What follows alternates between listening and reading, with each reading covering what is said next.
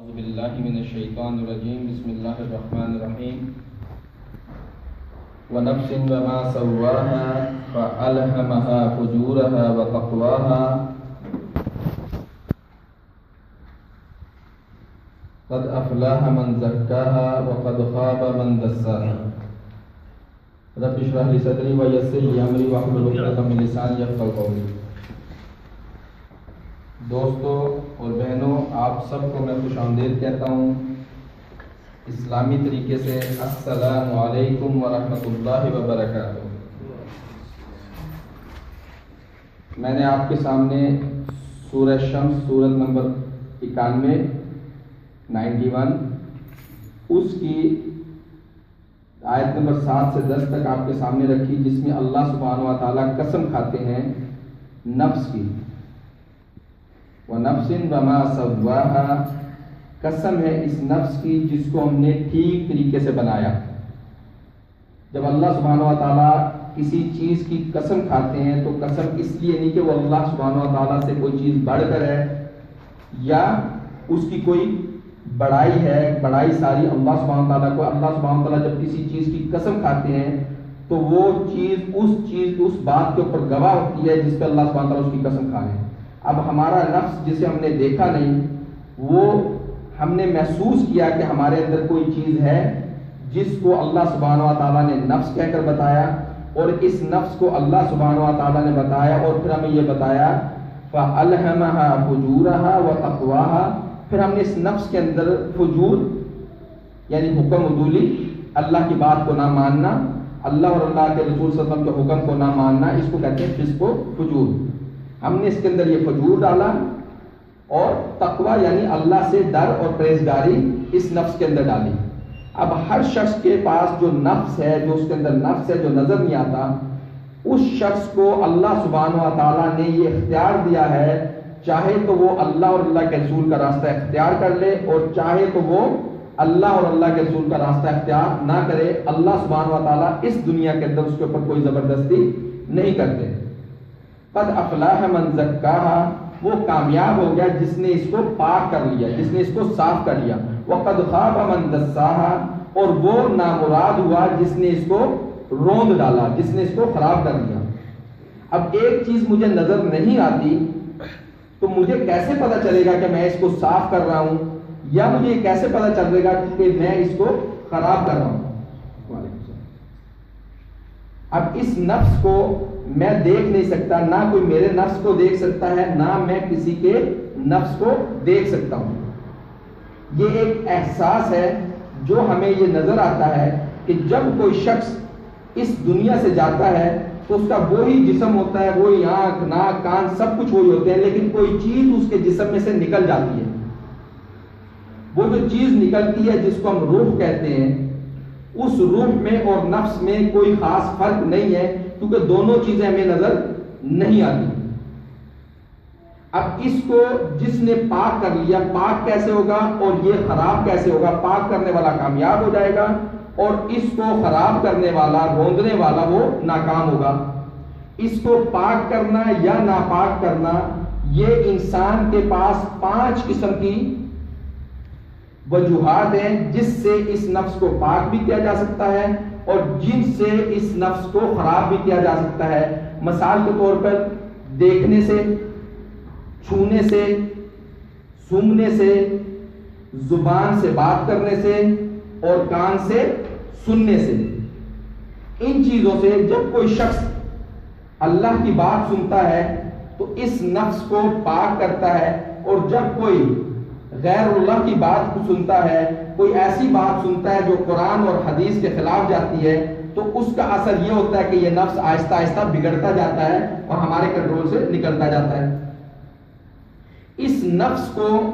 جس شخص نے پاک کر لیا، اس کو اللہ سبحانہ و تعالیٰ نے ابدی کامیابی دے دی۔ اب اس نفس کو پاک کرنے کے لیے بھی وہی چیزیں ضرورت ہوں گی جن چیزوں سے یہ نفس خراب ہوتا ہے۔ قرآن سے ہمیں یہ پتہ چلتا ہے کہ نفس لوامہ یہ ایسا نفس ہے جو ہمیں اچھائی اور برائی کی تمیز بتاتا ہے، کس سے کس طریقے سے بات کرنی ہے، کس سے کس طریقے کا ہمارا بیہیویئر ہونا چاہیے۔ یہ نفس اللوامہ یہ قبضے میں آ جاتا ہے چند ایسی چیزوں سے جس کو سامنے دیکھنے سے اس کے اندر کوئی برائی نظر نہیں آتی جب تک وہ چیز اس منہ کے ذریعے سے آپ کے جسم میں نہ جائے، یا یہ ہاتھ یا یہ آنکھیں یا یہ کان۔ مثال کے طور پہ ایک شخص اگر اس آنکھ سے اس چیز کی طرف دیکھتا ہے جس سے اللہ اور اللہ کے رسول نے منع کیا اور بار بار دیکھتا ہے تو اس کا ایک اثر اس کے دل کے اوپر، اس کے نفس کے اوپر پڑتا ہے۔ جب کوئی شخص اس منہ کو استعمال کرتا ہے کھانے اور پینے کے لیے اور کوئی ایسی چیز کھاتا ہے یا پیتا ہے جس سے اللہ اور اللہ کے رسول صلی اللہ علیہ وسلم نے منع کیا ہے تو وہ اس شخص کے نفس کے اوپر اثر انداز ہوتی ہے۔ مثال کے طور پہ ہم لوگ اس وقت رہ رہے ہیں ایک ایسے ملک کے اندر جو اسلامک ملک نہیں ہے، جہاں پہ حلال اور حرام دونوں چیزیں ہمارے سامنے موجود ہیں، جو جس طرف چاہے جا سکتا ہے، اس کے اوپر کسی قسم کی کوئی سختی نہیں ہے۔ ایک ایسی چیز جو یہاں پہ بہت عام ہے اور اسلامی ملکوں میں نہیں ملتی، اس کے باوجود بھی کئی لوگ کوشش کر کے اس چیز کو حاصل کرتے ہیں اور اپنے جسم کے اندر اس چیز کو اتارتے ہیں۔ اللہ سبحانہ و تعالیٰ کہتے ہیں یا ایھا الذین آمنوا انما الخمر والمیسر والانصاب والازلام رجس من عمل الشیطان۔ یہ آیت آپ کو ملتی ہے سورہ مائدہ سورت نمبر 5 اور آیت نمبر 90۔ اس کا مطلب یہ ہے اے ایمان والو، اللہ سبحانہ و تعالیٰ یہاں خطاب کر رہے ہیں ان لوگوں سے جنہوں نے اس بات کو جانا کہ ان کے اندر ایمان ہے، جو مسلمان ہو چکے ہیں، ان کو اللہ سبحانہ و تعالیٰ یہ کہہ رہے ہیں کہ ایمان والو انما الخمر، بغیر کسی شک کے خمر یعنی شراب، میسر جوا کسی بھی قسم کا، اس ملک میں ہم دیکھتے ہیں جوئے کی بہت زیادہ قسمیں، مشینوں کے ساتھ جوا کھیلنا، سپر لوتوں کے ذریعے جوا کھیلنا، گھوڑوں کے اوپر شرطیں لگانا، فٹ بال کے میچ ہوتے ہیں ان کے اوپر شرطیں لگانا، یا گراتا ونچی لاٹری کو رگڑنے کے بعد کوئی نمبر نکل آ جانا جس سے کوئی چیز آپ جیت جاتے ہو، اور بتوں اور غیر اللہ کے نام کے اوپر ذبح کرنا، یہ ساری چیزیں شیطانی عمل ہیں۔ اب کوئی شخص کہتا ہے جب میں گراتا ونچی کھیلتا ہوں اور میں 1000-2000 ایرو جیت جاتا ہوں تو اس کو میرے اوپر کیا اثر پڑے گا؟ اس کا اثر کیا ہے؟ میں نے 8 گھنٹے کام کر کے اگر 50 ایرو کمائے تو یہاں میں نے 2-4 منٹ لگا کے رگڑ کے 100 یا 1000 ایرو کما لیے، وہ بھی ایرو ہیں یہ بھی ایرو ہیں، تو فرق کیا پڑتا ہے؟ دیکھنے میں بظاہر کوئی فرق نہیں ہے، لیکن یہ ادھر سے جو 1000 ایرو آئے ان کا ایفیکٹ اثر آپ کے دل و دماغ کے اوپر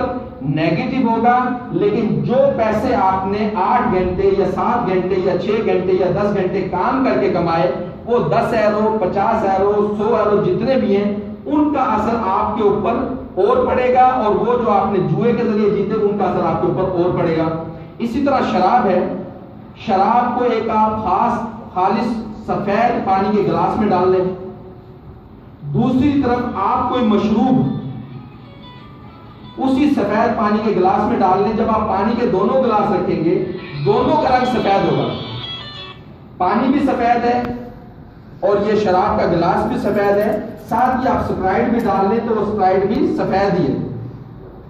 اب تینوں گلاس آپ کے پاس سفید ہیں، ایک گلاس آپ پیتے ہیں آپ کی پیاس بجھ جاتی ہے، آپ کو تسکین ملتی ہے،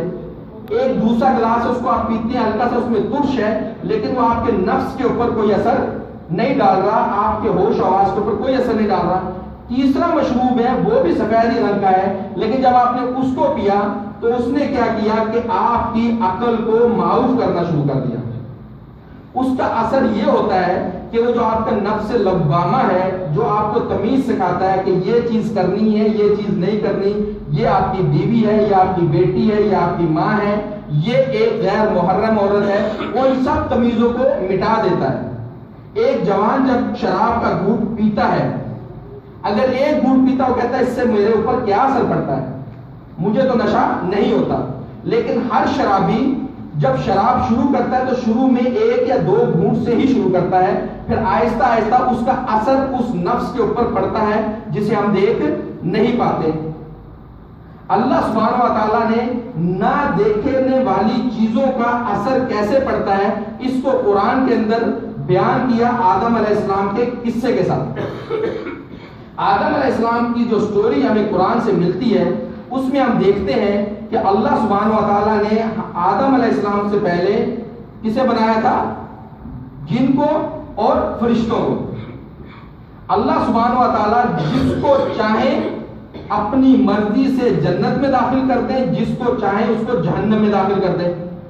لیکن یہ اللہ کا اصول نہیں ہے کہ کسی کو اس کی حرکت کے متعلق اطلاع دیے بغیر جنت یا جہنم کے اندر داخل کر دیں۔ اگر ایسا کرتے اللہ سبحانہ و تعالیٰ تو کوئی اللہ سبحانہ و تعالیٰ کو پوچھنے والا نہیں ہے، لیکن کیونکہ اللہ سبحانہ و تعالیٰ کہتے ہیں سورہ نساء آیت نمبر 40 کے اندر ان اللہ لا یظلم مثقال ذرۃ، اللہ ایک ذرے کے برابر بھی کسی کے اوپر ظلم نہیں کرتے۔ شیطان اپنی عبادات کے ساتھ فرشتوں کے ساتھ اٹھا بیٹھا کرتا تھا، لیکن اللہ سبحانہ و تعالیٰ جانتے تھے اس شیطان کے دل کے اندر کیا ہے، نہ فرشتوں کو پتا تھا نہ کسی دوسری مخلوق کو پتا تھا، لیکن اللہ سبحانہ و تعالیٰ کو اس بات کا پتا تھا کہ شیطان کے اصل دل کے اندر بات کیا ہے۔ اللہ چاہتے تو شیطان کو پکڑتے اور کہتے کہ تو جہنمیوں میں سے ہے، اس لیے تو یہاں سے نکل جا۔ اللہ سبحانہ و تعالیٰ نے اس ابلیس کو، جس کو شیطان کا ٹائٹل ملا، اس لیے نہیں جہنم میں ڈالا کہ وہ اللہ کے علم میں تھا کہ یہ شخص متکبر ہے، یہ جن متکبر ہے،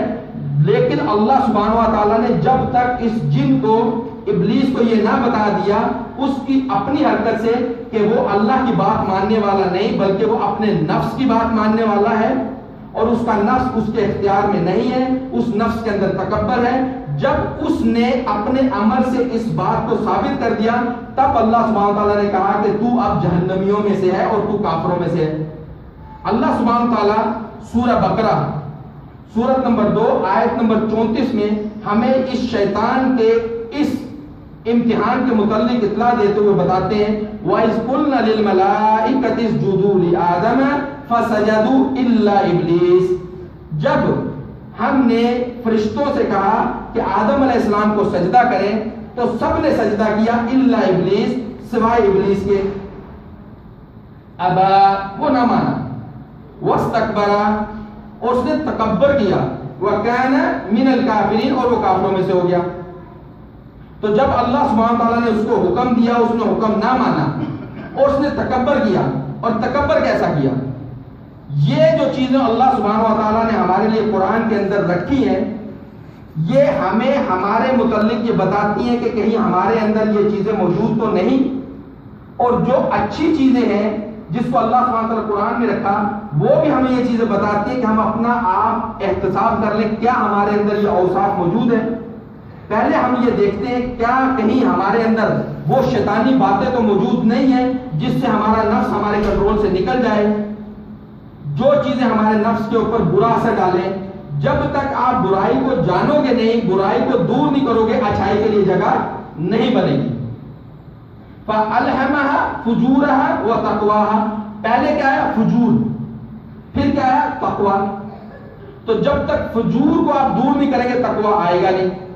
جب ہم کسی کو اسلام میں داخل کرتے ہیں یا ہم خود یہ شہادت دیتے ہیں کہ ہم مسلمان ہیں تو سب سے پہلے کیا کرتے ہیں؟ انکار کرتے ہیں کس چیز کا؟ لا الہ الا اللہ، لا الہ نہیں ہے کوئی معبود، کوئی بھی ایسا معبود نہیں ہے جس کی ہم عبادت کر سکیں، جس کو ہم اپنا مالک ٹھہرا سکیں، اپنے اچھے اور برے کا مختار بنا سکیں، کوئی بھی نہیں ہے۔ لا الہ، کوئی بھی معبود نہیں ہے، الا اللہ، پھر اس کے بعد آتا ہے الا اللہ یعنی اللہ سبحانہ و تعالیٰ۔ پہلے باطل کا انکار، پھر حق کے لیے جگہ بنتی ہے۔ اسی طرح سب سے پہلے ہمیں یہ جاننا ہوگا کہ کہیں ایسے اوصاف تو نہیں جس نے اس شیطان ابلیس مردود کو جہنم کا وارث بنا دیا اور جنت سے نکال دیا، وہ والے اوصاف کہیں ہمارے اندر تو نہیں۔ تو ابلیس نے پہلا کام کیا؟ ابا، وہ نہیں مانا اللہ کی بات۔